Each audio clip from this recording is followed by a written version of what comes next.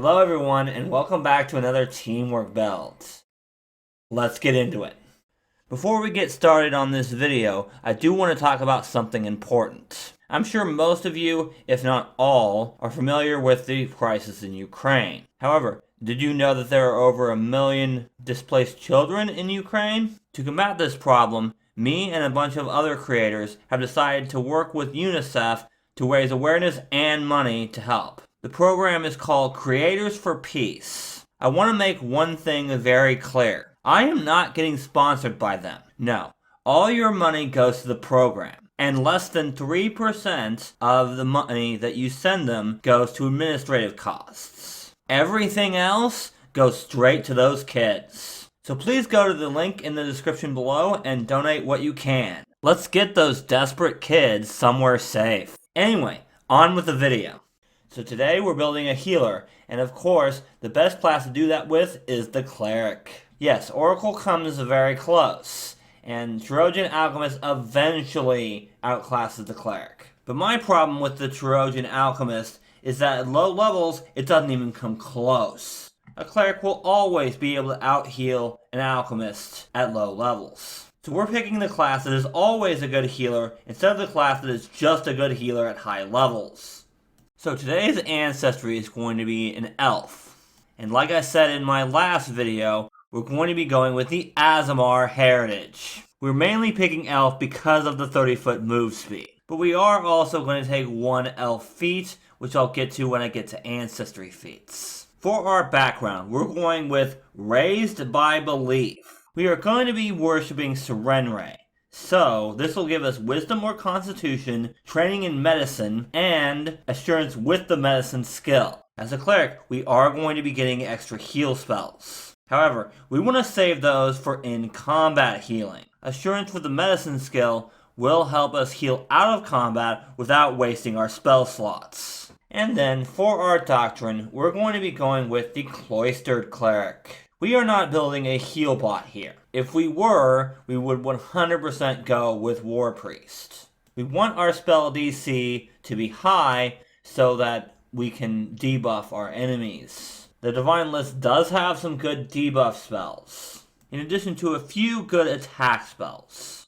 With this build, we want to be good at a bunch of different things besides just being a heal bot and only good at healing. And finally, the starting stats for this build are going to be Strength 10, Dexterity 14, Constitution 10, Intelligence 12, Wisdom 16, and Charisma 16. Obviously, we need our Wisdom to be high, but we also need our Charisma to be high so we get more heal spells. There's another reason we need our Charisma to be high for this build, but we'll get to that when I get to Free Archetype.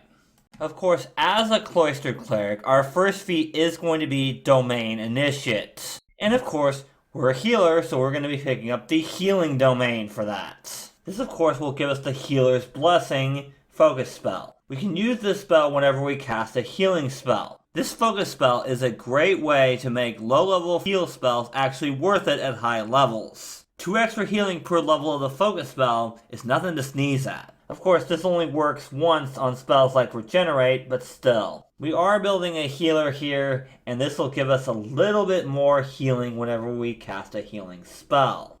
Next, of course, we're going to pick up Healing Hands. This will allow us to roll d10s on our heal spells instead of d8s. Again, this will give us the chance for more healing.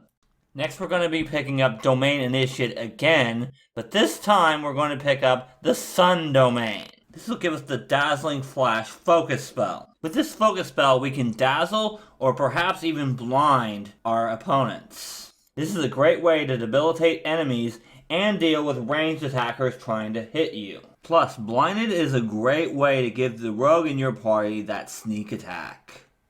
Next, of course, is Magic Hands. This feat will combine extremely well with our Assurance feat from our background. When we treat wounds using medicine, we heal the maximum amount for the 2d8, or the 4d8 on a critical success. As long as we use Assurance correctly, we will always heal the maximum amount, no matter what level we're at out of combat. This of course means less time we have to spend healing out of combat. And sometimes that can make all the difference. Next up is Advanced Domain. We want to pick this up for our healing domain. This of course will give us the Rebuke Death domain spell. We can target one ally for each action we use on this spell. Each of those allies heals 3d6 damage. In addition, if the target had the dying condition, they do not increase their wounded condition. Since we now have 3 focus points, this essentially gives the ally till dying 7 if they don't have Die Hard before they actually die. Dying 8 if they have Die Hard. Of course, that would require all of your focus points, but still. You can target more than one ally with this spell as well, depending on how many actions you use on it. This is a must-take for this build. With the Heroic Recovery Metamagic feat, every time we heal a single creature with a heal spell, they gain 3 bonuses. These bonuses last until the end of their next turn. They gain a 5-foot status bonus to their speed, a +1 damage bonus, and a +1 to attack rolls. These are all great bonuses, and getting them all plus healing the ally, come on, of course we're taking this. Then we'll pick up Defensive Recovery. This is pretty much the same thing as Heroic Recovery, except that instead of a bonus to attack and speed, we give them a +2 status bonus to AC and saving throws for a round. This is just for when the Barbarian needs some health and some defense. We're gonna have like 5 focus spells in this build if you count the free archetype, so we're gonna need to take Domain Focus. So when we refocus, we can get back 2 points instead of 1. Focus spells are pretty limited, so we're gonna need to be able to get our points back fairly quickly. Resurrectionists will really help us out in those tough battles. When we restore hit points to a dying creature, or bring a creature back to life and restore hit points to it, they gain Fast Healing 5 for 1 minute. But if they get knocked unconscious again, then the Fast Healing ends. This feat right here is especially helpful for marshals. They can get right back into the fight as soon as we heal them, and they have a lot less of a chance to go down again. And if we do this outside of combat, we don't have to waste another healing spell after we bring someone back to life. This feat will pair especially well with an orc that has the Defy Death feat. Alright, at 18th, we'll definitely want to pick up Echoing Channel. Once we use this feat for 1 action, if our next action is to cast a 2-action version of Heal or Harm, to heal or damage a single creature, then we can also target 1 creature that is adjacent to either us or our target with the 1-action version of the same spell. This is the same level as the original spell and doesn't take up another spell slot. Sometimes we'll need to be able to heal 2 creatures at once without having to do a 3-action heal and heal everybody. And this will allow us to do that. And our last feat on this side of the free archetype is going to be Domain Wellspring. This will allow us to get back 3 focus points whenever we refocus instead of just 2. Taking this for the exact same reason we took Domain Focus.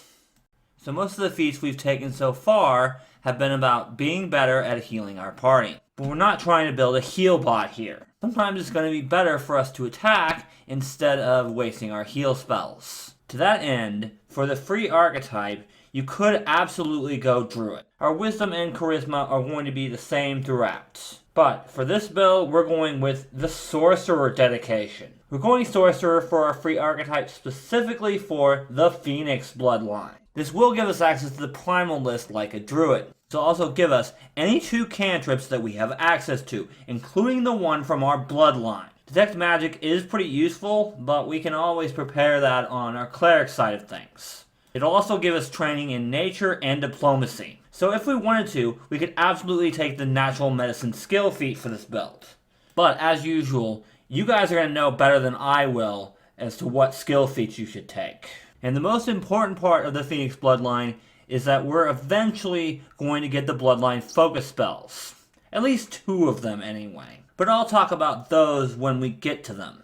Next up we have Cantrip Expansion. 2 cantrips in our repertoire just isn't enough. We need to be able to hit multiple enemies' weaknesses, as well as take advantage of some of the great primal support spells that aren't on the divine list. So, This will give us 2 extra cantrips in our repertoire. Next up is basic Sorcerer spellcasting. Up to this point, we've been okay with just healing and casting attack cantrips when we don't need to heal. But now that we're 6th level, we're gonna have to start thinking about better spells for attacking. Also, there are some great support spells that are only on the primal list besides just cantrips. With this feat, we're going to get a 1st and 2nd level spell slots. That means we'll be able to cast stuff like Burning Hands and Protector Tree. Overall, this is just so we can support our party better and do better damage.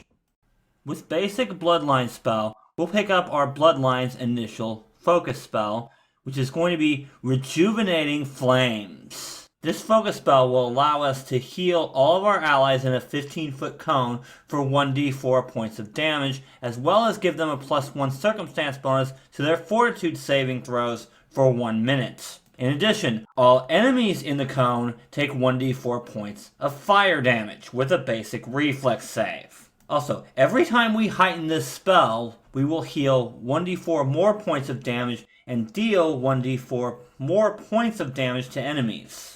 That means when we pick this up, we're going to be doing 44 fire damage to enemies and healing our allies for 44 points of damage at the same time, assuming they're all in a 15-foot cone. It may not seem like much, but it can help a lot. At this level, we'll be able to do this 3 times per combat, but we'll have to use 30 minutes to get our focus points back if we do.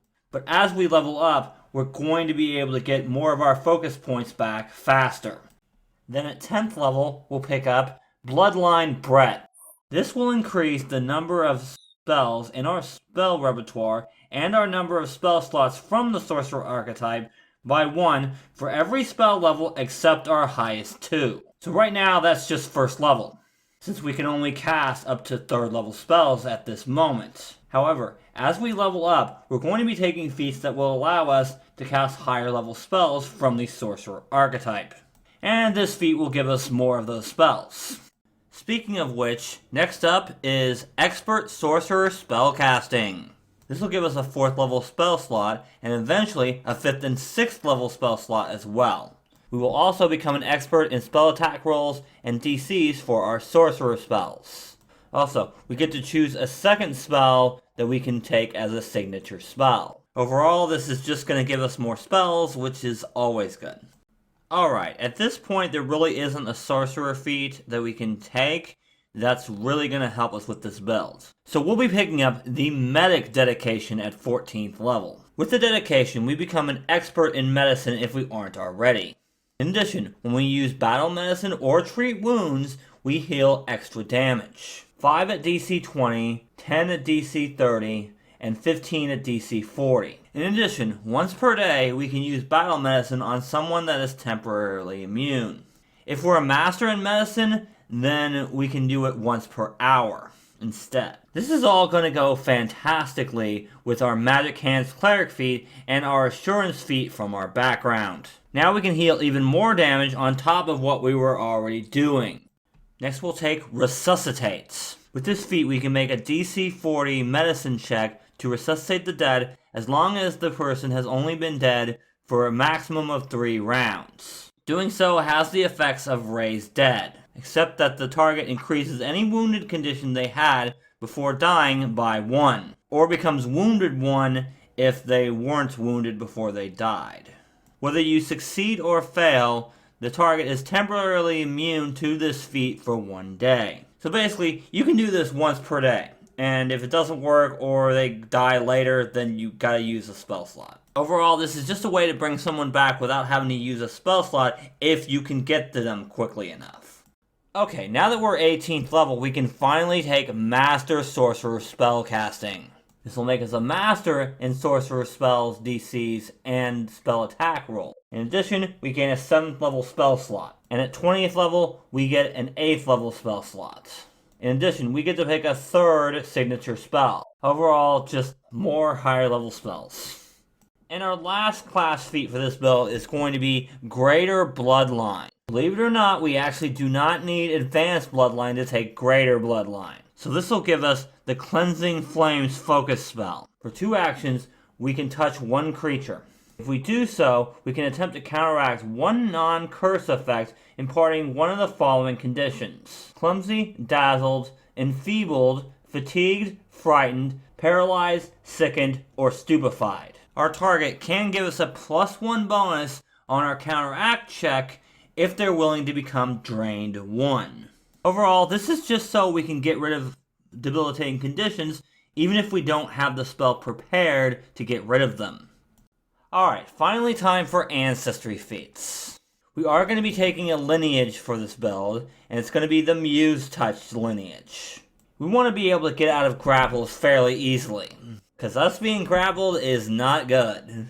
So this will give us a +1 circumstance bonuses on checks to escape. In addition, we can only regularly fail or critically succeed on checks to escape. We're always going to be able to try again as long as we have the actions, and when we finally do get out, we're always going to be able to take a step. For a spellcaster, this is one of the greatest Aasimar lineages in the game right now. Next up at 5th level, we'll take Healer's Halo. Don't worry, we are going to pick up the Halo prerequisite, but it'll be in our general feats, not here. Creatures that heal damage from a positive healing effect also heal 1d6 extra damage. As I said in my Aasimar video, which is right up here, this is great for 3-action heals, if we need them. Of course, each creature can only benefit from this once every 10 minutes, but it's still a good feat. Call of Elysium is the main reason why we want to be a Muse Touched, and why we're taking Elf as our main ancestry. This increases our speed by 5 feats. We won't be taking Nimble Elf for this build because this does not stack with ancestry feats. In addition, anytime an ally begins their turn in combat adjacent to you, they gain a +5 speed bonus for the round. This is mainly to increase our mobility, but we can sometimes increase our allies' mobility with this feat as well. Elf Step is the only elf ancestry feat we're going to be taking in this build. This will allow us to step 5 feet twice. Most creatures aren't going to have attack of opportunity, but at the same time, unless we have a party member that's good at knowledge, we're probably not going to know whether or not a creature has attacks of opportunity or not. So instead of risking it, why not be able to step twice for an action? That way we can avoid attacks of opportunity from even creatures that have a 10-foot reach. And we can even avoid attacks of opportunity from creatures that have a 15-foot reach if we use this feat twice. We're a spellcaster through and through, so we definitely don't want to provoke attacks of opportunity. And then for our last ancestry feat, we don't really have one that'll help this build other than Celestial Wings. For 10 minutes per day, this will give us a fly speed equal to our land speed. This is our last-ditch effort. If we can't get to someone to heal them, we can fly over things. You could also take this feat instead of Elf Step and pick up Eternal Wings here. But I would only do that if you're not worried about attacks of opportunity.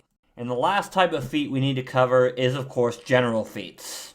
First, we'll want to take Ancestral Paragon for the Halo feat. It's a prerequisite for our Healer's Halo, so we kind of need it. Plus, always having light when you need it is really good, especially if no one in the party has dark vision other than you. Then we'll want to take the Fleet feats. Call of Elysium may not stack with the ancestry feats, but it does stack with this one. So this will give us a 40-foot move speed, which is huge for a cleric. And then of course we'll take the 3 feats I always take for these builds: Toughness, Die Hard, and Canny Acumen for your lowest save, which is either going to be Reflex or Fortitude. Alright guys, that's everything you need to know for this build. So make sure you like the video and subscribe to the channel if you want to see more Pathfinder 2e content. Also, check out the links in the description below, especially if you want to donate to the Ukrainians. If you're having trouble working as a team, you can check out these videos here. And remember, teamwork is vital, and I'll see you guys next time.